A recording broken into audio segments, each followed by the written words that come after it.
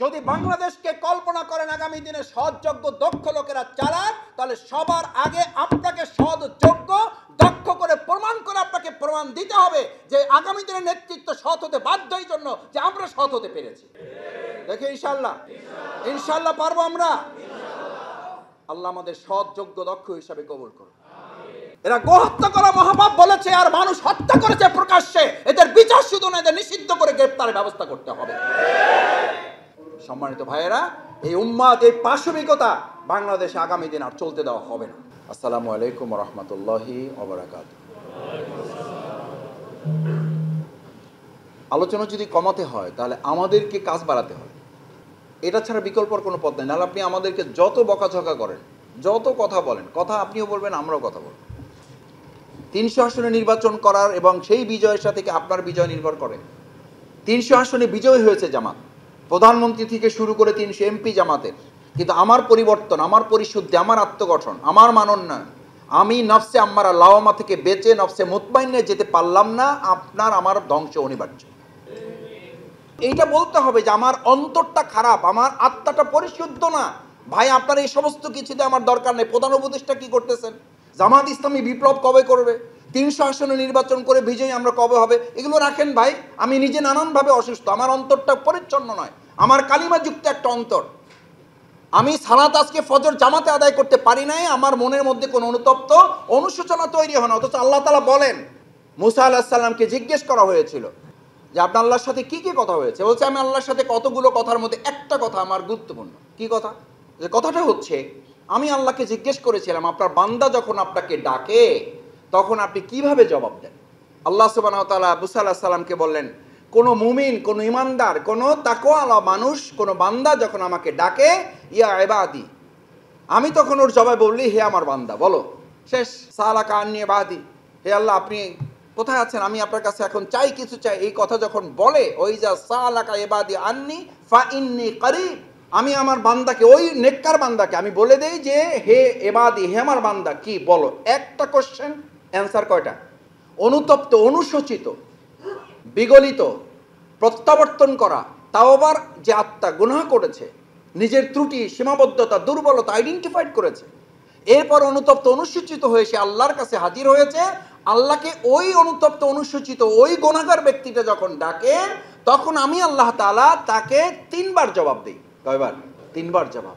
ইয়া ইবাদি, ইয়া ইবাদি, ইয়া ইবাদি। আপনারা তো জানেন মুসা আলাইহিস সালাম আল্লাহকে একটু বেশি কোশ্চেন করতেন। এবার মুসা আলাইহিস সালামের কোশ্চেন হচ্ছে, আল্লাহ ঠিক আছে, একজনকে 1 বার দেন, একজনকে 3 বার দেন, তার ইখতিয়ার, আমার তো কিছু করার নাই, কিন্তু কি কারণটা একটু জানা যায়? সুবহানাল্লাহ।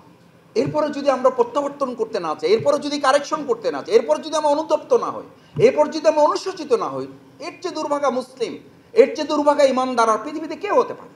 আল্লাহ সুবহানাহু ওয়া তাআলা মুসা আলাইহিস সালামকে বললেন, মুসা, আমলওয়ালা একজন ইমানদার মানুষ, তাকওয়াবান একজন মানুষ যখন আমাকে ডাকে, সে তার আমলের উপরে ভিত্তি করে আমাকে ডাকে, হইলে হইতে পারে, না হইলে পারে, কোনো আমার আমল তো আছে। আর একজন গুনাহগার যখন আমাকে ডাকে, তখন সে 3টা কারণে আমার প্রতি নির্ভরশীল হয়। নাম্বার 1, এই দুনিয়াতে এক আল্লাহ ছাড়া তার দ্বিতীয় অনুভূতি হয় যে আমি যদি তাকে মাফ করি, এই পৃথিবীতে মাফ না করি, এই পৃথিবীতে আর এমন কেউ নেই তাকে মাফ করতে পারে। সে তখন এটা বলে, আল্লাহ আপনি যদি আমাকে ফিরাই দেন, এই পৃথিবীতে আর হাত তোলার জায়গা নেই। এই কথা যখন সে বলে, আমি ওই অবস্থায় আমি আমার বান্দাকে আরেকবার ডাকি, ইয়া ইবাদি, বলো তোমার কি করতে হবে। তৃতীয়, সবচেয়ে গুরুত্বপূর্ণ, একদিকে এই বান্দা ডাকতে থাকে, আমি এদিকে শুনতে থাকি, আর একদিকে ইবলিস তাকে টানতে থাকে। গুনাহ করেছ, অসুবিধা কি, মাপ চাইছো, শেষ, আমার গুনাহ করো। ওই যেন গুনার দিকে আর ধাবিত না হতে পারে। সাথে সাথে ওই ইমানদার ব্যক্তির ডাক আমি শুনলে শুনতেও পারি, নাও শুনতে পারি, তার চেতনাটা ওরকম। আর এই বান্দার ডাকটা আমি ইবলিসকে চ্যালেঞ্জ করে শুনি, যাতে আমার এই বান্দার আমার কাছ থেকে ফিরে গুনার দিকে ধাবিত না হয়।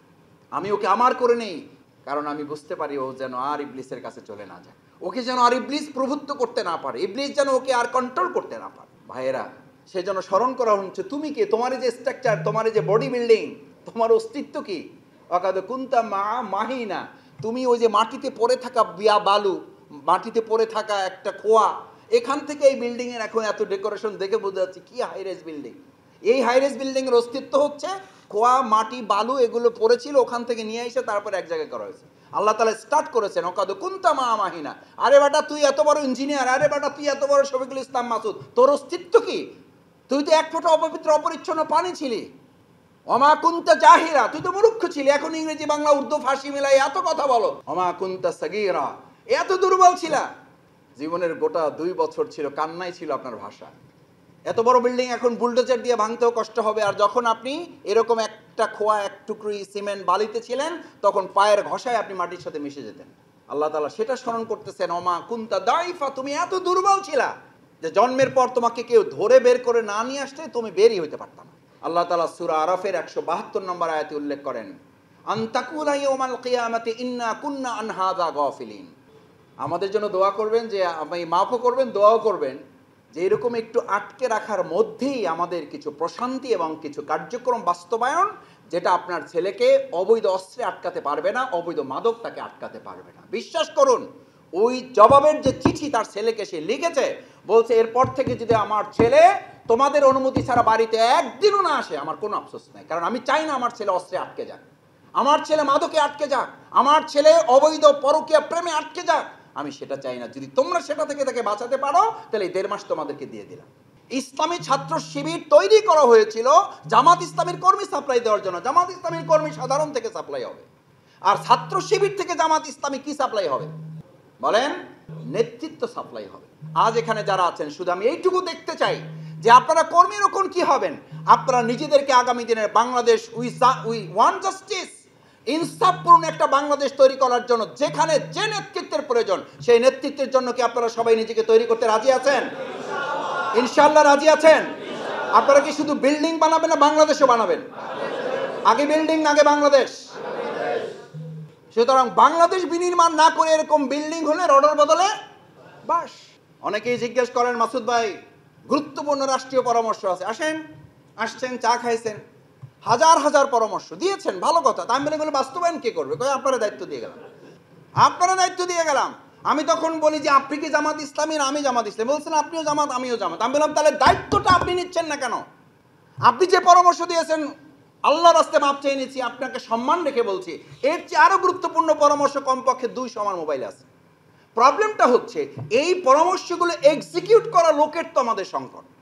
এখন আমাদের বলতে হবে, আমি পরামর্শ দেব, আমি বাস্তবায়নের জন্য আগে সবার আগে কাজ করব। নেতা হতে বলেছি এই জন্য, দায়িত্বশীল হতে বলেছি এই জন্য। এই যে একটু পরে সালাতুল জুমা আদায় করতে যাবেন, যিনি ইমাম হন তার দায়িত্ব কি? শুধু রুকু থেকে উঠতে সামি আল্লাহু লিমান হামিদা বলবেন, নাকি সবার আগে মাথাটাও তিনি উঠাবেন? আপনি কমেন্ট করবেন, আপনি সাজেশন দিবেন, আপনি পরামর্শ দিবেন। আপনি সর্বপ্রথম ওটা বাস্তবায়নের জন্য আপনাকে উদ্যোগ নিতে হবে, না হলে ওটা ফলপ্রসূ। চট্টগ্রামে আমাদের শহীদ সাইফুল, যাকে শহীদ করা হয়েছে, আমাদের সেই ভাইটা মানুষটা কি আমরা জানি না, কিন্তু সেই ভাইটা তো তার বিয়ের রাতের স্ট্যাটাস আপনারা দেখেছেন। এই সাফল্য, এই সুখ, এই আনন্দ তো আসল আনন্দ না। যদি শেষ বিচার আল্লাহ তাআলা আমাকে জান্নাতে দেয়, তাহলে সেই আনন্দটাই হবে আমার। সুবহানাল্লাহ। আল্লাহ তাআলা আসলে যাদেরকে শহীদ করেন তাদেরকে আগে থেকেই প্রস্তুত করেন। আমরা আগে বলতাম আল্লাহর আইন চাই, সৎলোকের শাসন চাই। আমি এখন তার সাথে বলি, আল্লাহর আইন চাই, সৎলোকের শাসন চাই, তার সাথে সৎ এবং যোগ্য নাগরিক চাই। কারণ সৎ যোগ্য নাগরিক তৈরি না হওয়া পর্যন্ত সৎ লোকের শাসন, আল্লাহর আইন সেখানে প্রতিষ্ঠিত হবে না, করবেন না। এটা কার বিধান? একটা পাপিষ্টের জন্য আর একটা পাপিষ্ট রেডি থাকে। একটা পাপিষ্ট জাতির জন্য পাপিষ্ট নেতৃত্ব আল্লাহ ঠিক করে রাখেন। আমি আপনাদেরকে একটা চ্যালেঞ্জ দিয়ে যাচ্ছি, দায়িত্ব দিয়ে যাচ্ছি, দায়িত্ব না নিলে এটা আপনার ঘাড়ে বসে থাকছে। যদি বাংলাদেশকে কল্পনা করেন আগামী দিনে সৎ যোগ্য দক্ষ লোকেরা চালান, তাহলে সবার আগে আপনাকে সৎ যোগ্য দক্ষ করে আপনাকে প্রমাণ দিতে হবে যে আগামী দিনের নেতৃত্ব সৎ হতে বাধ্য, এই জন্য যে আমরা সৎ হতে পেরেছি। দেখে ইনশাআল্লাহ, ইনশাআল্লাহ পারবো আমরা। আল্লাহ আমাদের সৎ যোগ্য দক্ষ হিসাবে কবুল করুন। এই প্রভুরা কত ন্যাক্কারজনক কাজ করছে। এই প্রভুরা যে দলের যে মতের হোক না কেন, বাংলাদেশের 18 কোটি মানুষ মনে করে তাদের বিচারের আওতায় এনে তাদের নিষিদ্ধ শুধু নয়, বিচার আওতায় তাদের নিয়ে আসা উচিত। এটা জনগণের দাবি। এখন এটা কোনো দলের দাবি নয়। আমাকে জিজ্ঞেস করে কেউ কেউ, মাসুদ ভাই আপনাদের দাবি? আমি বললাম আমি নাগরিক হিসেবে বলছি, এবং 18 কোটি মানুষ মনে করছে এরা গোহত্যা করা মহাপাপ বলেছে, আর মানুষ হত্যা করেছে প্রকাশ্যে। এদের বিচার শুধু না, এদের নিষিদ্ধ করে গ্রেফতারের ব্যবস্থা করতে হবে। আমাদের শহীদ সাইফুল ইসলাম, তার বাবাকে তার সন্তানের কফিন দেখতে দেওয়া হয় না। কেন দেখতে দেওয়া হয় নাই? এতটা নৃশংস, এতটা অমানবিক, এতটা পাশবিক, এতটা অ্যানিমালিটি তারা ডেভেলপ করেছে। যে ওটা তার বাবার পক্ষে, তার পরিবারের পক্ষে দেখা সম্ভব ছিল না, কারণ ওটা তার একদম চেহারা, এখান থেকে এটা রিলেটেড, তার চেহারাটা দেখার মতো। সম্মানিত ভাইয়েরা, এই উম্মাদ, এই পাশবিকতা বাংলাদেশে আগামী দিন আর চলতে দেওয়া হবে না।